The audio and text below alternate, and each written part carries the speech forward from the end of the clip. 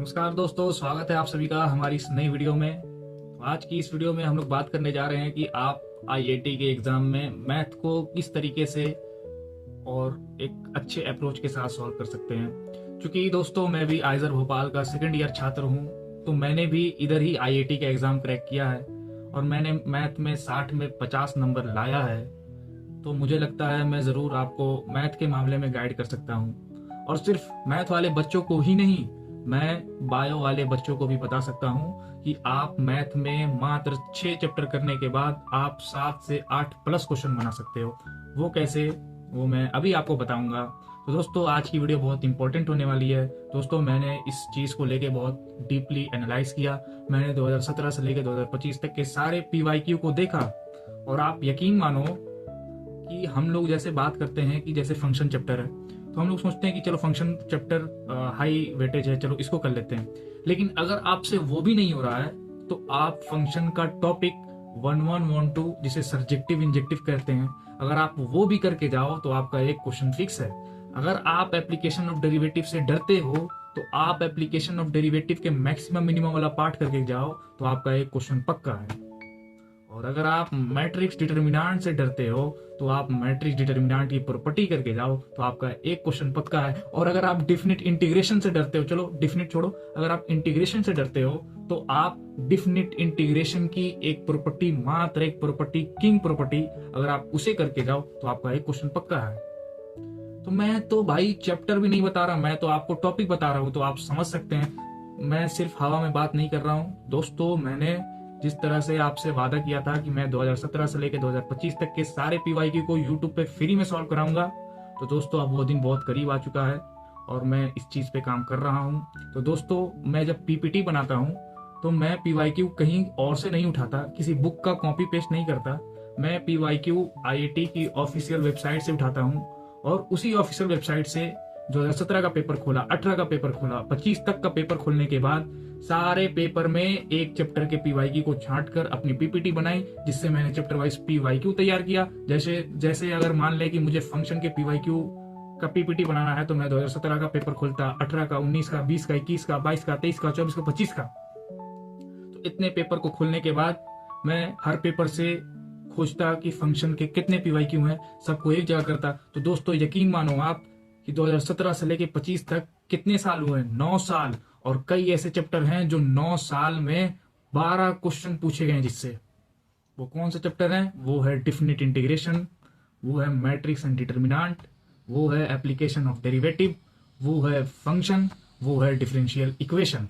तो ये 5 चैप्टर, मात्र 5 चैप्टर, अगर आप एक और ऐड कर दो तो एरिया अंडर द कर्व। अगर मात्र आप इतना करके जाते हो दोस्तों तो आप एग्जाम में बहुत अच्छा स्कोर कर सकते हो। और अगर आपने मेरी पीवाईक्यू सीरीज को, प्लेलिस्ट को फॉलो किया और सारे पीवाईक्यू को सॉल्व किया तो मैं दावे के साथ कह सकता हूं कि आप पैटर्न तो पकड़ ही लोगे कि किस तरीके से क्वेश्चन पूछे जाते हैं और आप 40 प्लस, 50 प्लस भी इसको ला सकते हो। और कभी ये मत सोचना कि अगर ये फ्री है तो वैल्यूएबल नहीं है, ऐसा कभी मत सोचना। पहले तुम वीडियो देखना, उसके बाद बताना कि फ्री है और वैल्यूएबल है कि नहीं।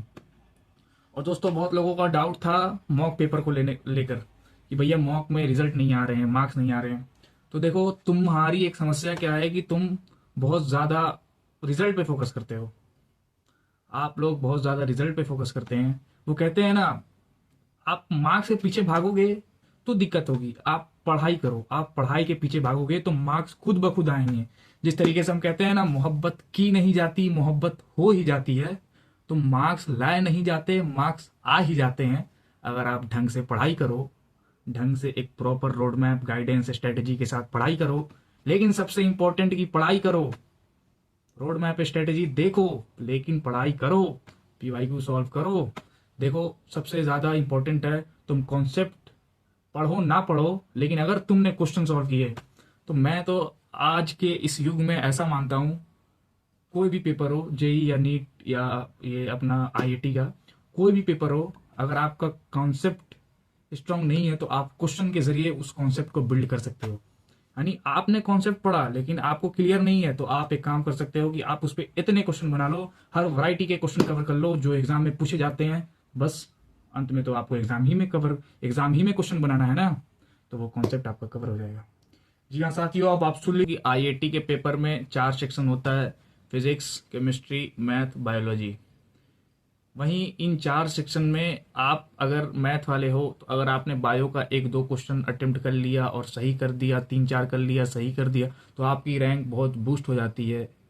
ठीक उसी तरीके से अगर बायो वाले मैथ के 3-4 क्वेश्चन निकाल पाते हैं तो उनकी रैंक बहुत बूस्ट हो जाती है। तो इसलिए मैं अभी आपको बता रहा हूँ कि आपके पास 2 महीने का समय है।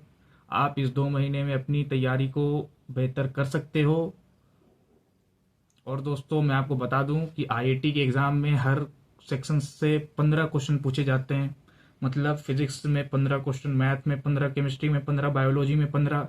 लेकिन दोस्तों आपको पता है कि सारे चैप्टर, सारे सारे सब्जेक्ट में 25 चैप्टर प्लस चैप्टर हैं। तो इन 25 प्लस चैप्टर में आप हर चैप्टर से एक क्वेश्चन तो डाल नहीं सकते, क्योंकि आपको 15 ही क्वेश्चन पूछना है। तो 15 क्वेश्चन पूछने के लिए वो क्या करते हैं, सबसे हाई वेटेज टॉपिक मैथ का उठा के उनसे 10 क्वेश्चन डालते हैं और बाकी 5 क्वेश्चन इधर उधर से आंख मूंद के डाल दिया। तो दोस्तों आपको सबसे ज्यादा फोकस हाई वेटेज पे करना है। और ये हाई वेटेज पता है क्यों हाई वेटेज होते हैं? क्योंकि आप कॉलेज आने के बाद भी इन्हीं चीजों को ज्यादा पढ़ रहे होते। जहां आप कैलकुलस आपको टफ लगती है, कॉलेज आने के बाद आपके फर्स्ट सेमेस्टर में भी कैलकुलस, सेकंड में भी कैलकुलस, फिर थर्ड में अलजेब्रा, नहीं फर्स्ट में अलजेब्रा, सेकंड में कैलकुलस, फिर थर्ड में आपका कैलकुलस। तो आपको इन सारी चीज़ों का आगे काम है, इसलिए आपको इन सारी चीज़ों से क्वेश्चन बहुत पूछे जाते हैं।